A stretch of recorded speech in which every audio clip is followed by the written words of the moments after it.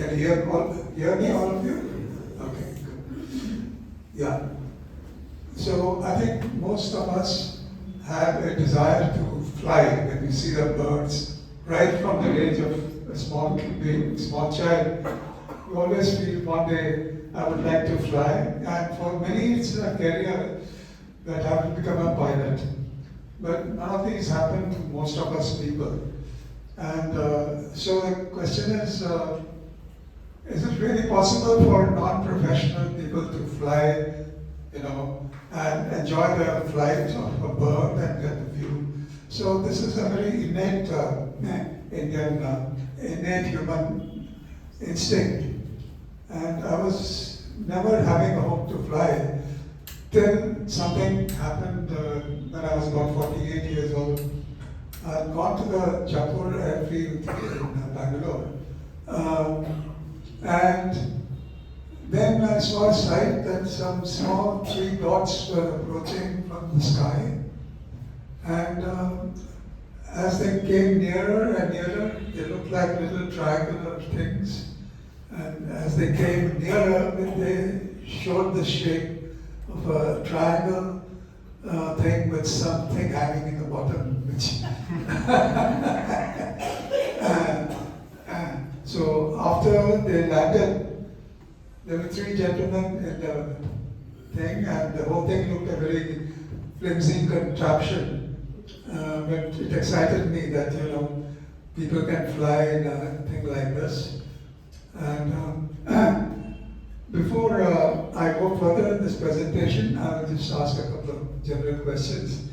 Now today we have amongst us a few professionals and people who are actually involved in fabricating and popularizing these devices. I'll introduce them to you. But most of the people I see, I would like to know, how many of you have flown in any kind of weird thing like aerosports, like powered hang gliders or paragliders or, okay, good. Can you raise your hands? Oh, wow. So it's quite so at least 20% are know what it's all about. And how many would actually like to be a pilot and fly these things? Oh, very good, very good. Oh, wow, that's see all young people and old people also interested. So that's very encouraging. I hope you will enjoy this talk from that point of view. And I want to tell you about the present situation at the end of the talk, which is a little bit of history for you. So let me now continue. So as these little triangles became bigger and they landed on the field, now 3 people got out of this machine. And next slide. 2 of them were these guys. One was Professor B. Radhakrishnan. Let me get my...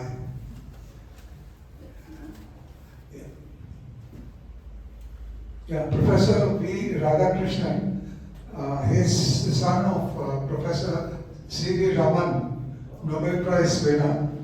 And Professor Radhakrishnan's passion has been, amongst other things like sailing, was flying. So flying on these sort of contraptions.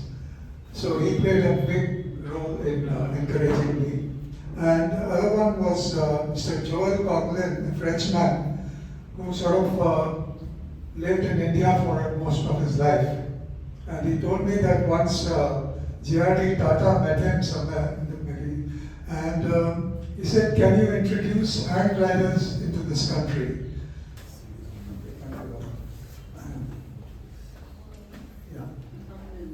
So to continue, Joel and Radha, they developed the first indigenous power hang glider. And later on, Mr. Joel set up a factory in Mysore where he was actually producing these things and selling all over the country. I'll be telling you more. And after a few years, Mr. Jawad Hassan, who is here, He is another stalwart who set up an industry in Wankel and is still doing very well. So it's a kind of message that, you know, people who are interested in flying can still do it in India. Okay, so I was talking about these two guys, and the third guy was Wing Commander Ashok, the famous test pilot, who was very well known in India, and he played a major role in the flying activities of NAL. Another person I really feel grateful to is Professor Satish Dhawan, who was subsequently the chairman of ISRO, and he was our research council member. And he always said that all the aeronautical people must be involved in some flying activity, actual hands-on flying activity, so that the aircraft and all is not a hypothetical thing, but it's a real thing where you can do some flying and get experience. So with this advice in mind, next slide please. I can do it anyway. NAL purchased the first hang glider produced by Joel's factory, which was called Altair, and mainly for purpose of training people, staff members of NAL. And it has, as you can see, this is a sort of a hang glider wing. All of you know what a hang glider is, where there is no engine. And there, if you want to fly, you have to go up on a hill and jump off with the wing, and then steer it down and come down.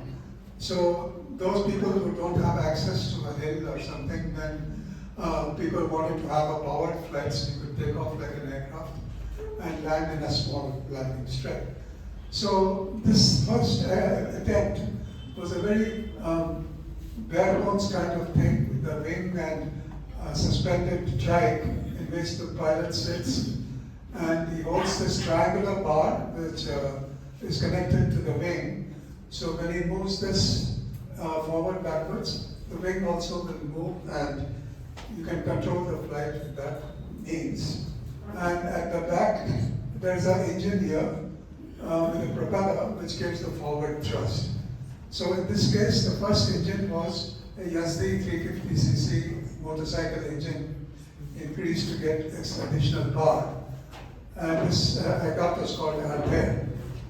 So I was one of the first people to get training on flying this thing, which we got sometime around 1990 at NAL. And at that time it just cost 45,000 rupees, so which was very good. Okay, but flying this thing is easier said than done. You need expert flyers to teach you how to fly this, and it takes not too much time to go solo, only about 12 to 15 hours of flying. But then to get the confidence to fly alone and do cross country, you need to practice for many, many hours. Okay. So we flew this from about 1991 to about 1995. The single-seater Yezdi engine power. The power was really not sufficient, and then we were, even sometimes with full throttle, you started going down and things like that. Okay, so but we learned a lot from this, and in about 1995 we got the next aircraft.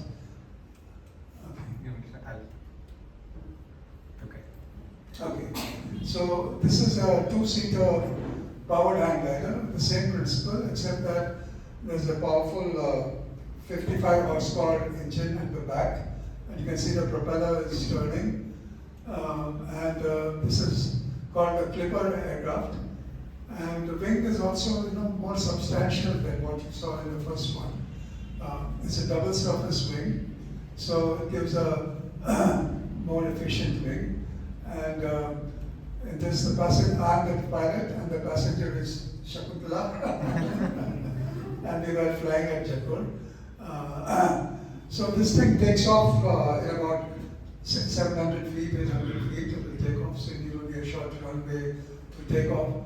And the view that you get is simply wonderful because there's nothing between you and the ground. You just look, it's open everywhere, so you get a very nice view. And you can take it from me, you don't feel dizzy. So, but once you master the basic flying, then your problems are not really the machine itself, but it's the weather. Because it's like sitting on a butterfly and flying in a turbulent atmosphere. So you do get thrown around quite a bit. And the wind comes from, it may not be aligned to your runway. So you have to handle crosswinds and things like that. So to get how to fly in such conditions takes time, but those who do it, it's a very rewarding experience because you can never think of doing all this if you're not a regular pilot for the airline or in the army or navy or air force. They are in a different class, so we don't compare ourselves with those guys. So once we mastered this flying, then many people in India took interest in trying to fly this, and I used to take dozens of people up in the sky. And since I myself got the clearance to be an instructor for this, I used to train them up to try and fly solo. But I found that the success rate was miserably low. People start when they're young and energetic, and by the time they're able to fly, they got married or something like that. They say, oh, okay, good, but that's enough for me. So with the result of more than 20 years, I have about 5 people who went solo, and 3 of them are here. Radha Krishna, Josie, yeah,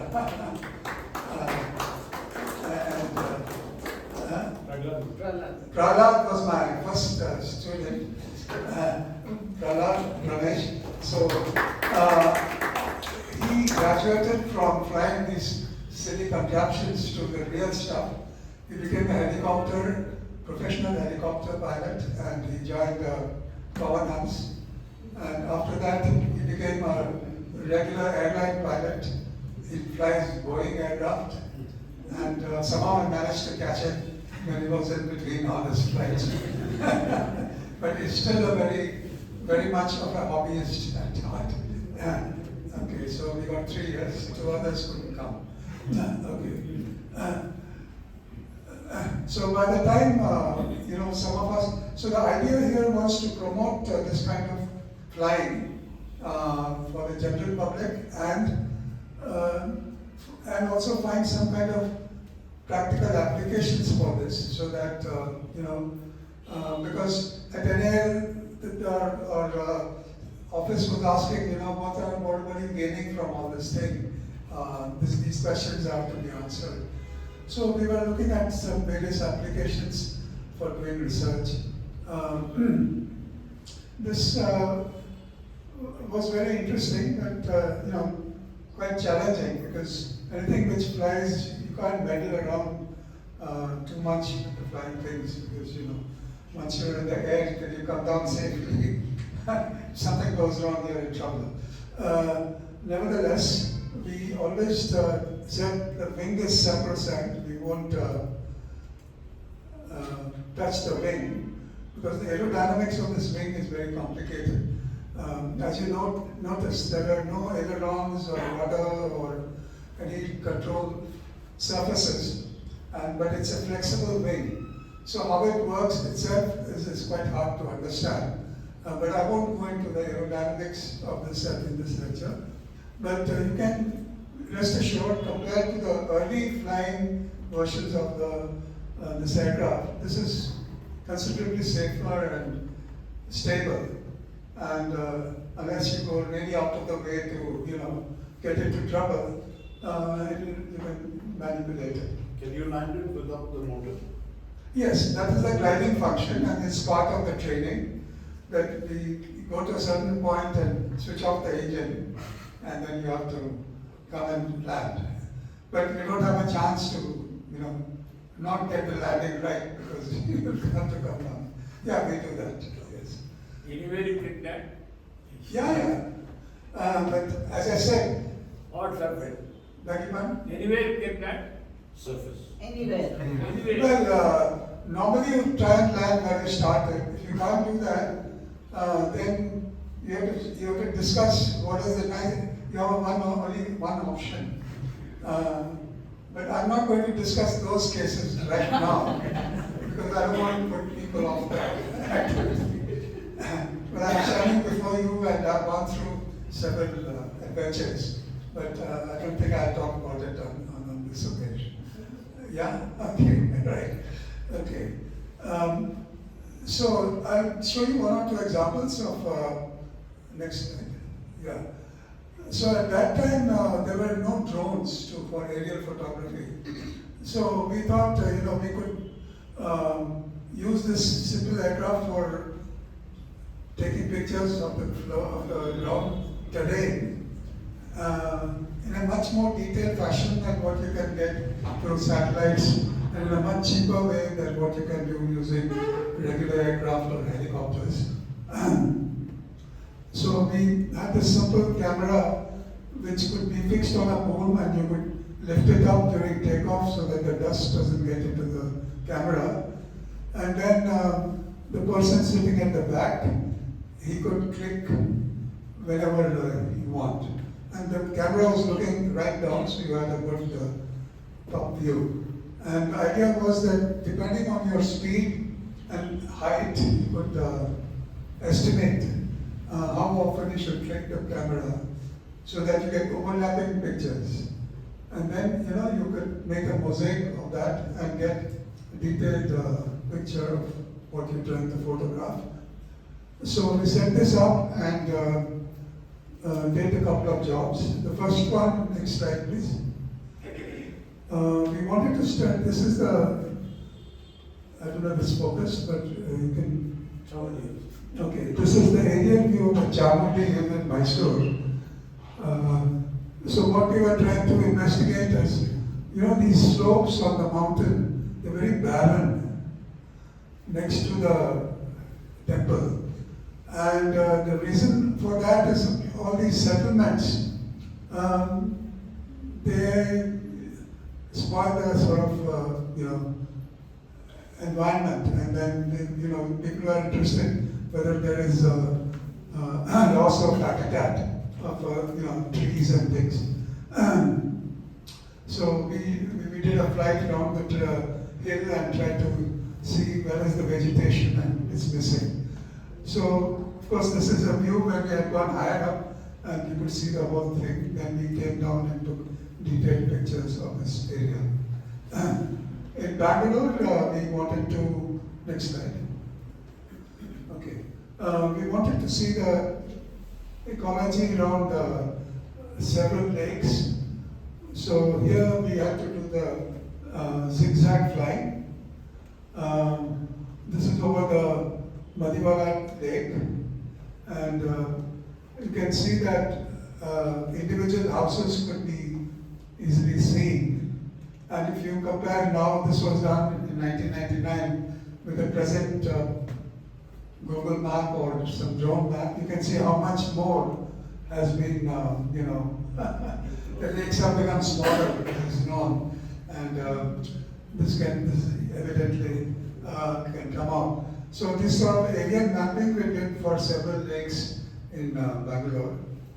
So these were two kind of projects. Then next slide. From the aerodynamics point of view, we thought we could use our flight as a low-speed wind tunnel. Okay. Okay. Is it okay now? Yeah. So we made a glove of an aerofoil shape. The shape was specially designed by Altair to get a laminar flow. It's called a laminar flow aerofoil. And we used to study the flow around this glove and to see how long there's a laminar boundary layer and a turbulent boundary layer. So we can see the transition in flight and take photographs. The back fellow could take photographs of what position the flow was going from laminar to turbulent, and it was quite successful. So, we got some idea of practicality of these things. Otherwise, you need a low turbulence wind tunnel, which is a very expensive equipment. So that was one experiment. And next was we also wanted to use it for aerial spraying of crops, because that time again the drones were not there. And we had big plans, but our major requirement was a set of flyers of 6-7 people who would fly expertly, and then we could try such things like that. But never we didn't get to a strong enough group of flyers, so we couldn't proceed beyond that point. That time there was one guy who was a good flyer, and he did aerial spraying of crops with a powered hang glider. And for example, on the rubber plantations near South Canada, the government spends lakhs of rupees using helicopters to spray rubber trees. And this guy showed that he'd do it for 1/10 the price of a helicopter. So things like that can be done. And when I've been to Kiev and Russia, they were using this powered hang glider for aerial spraying. At that time, Kiev and Russia were friends. But now that particular factory, which is the Antonov factory, which is the manufacturer of large aircraft, that's been all smashed up. So that was the end of that story. Okay. Next slide. Since my younger days, I was fascinated by a rotary engine, which is called a Wankel rotary engine, which is very compact. And we thought that it would be a very good application, because we want a power plant which is a small engine, and it can replace the reciprocating engines which are used in most of the such aircraft.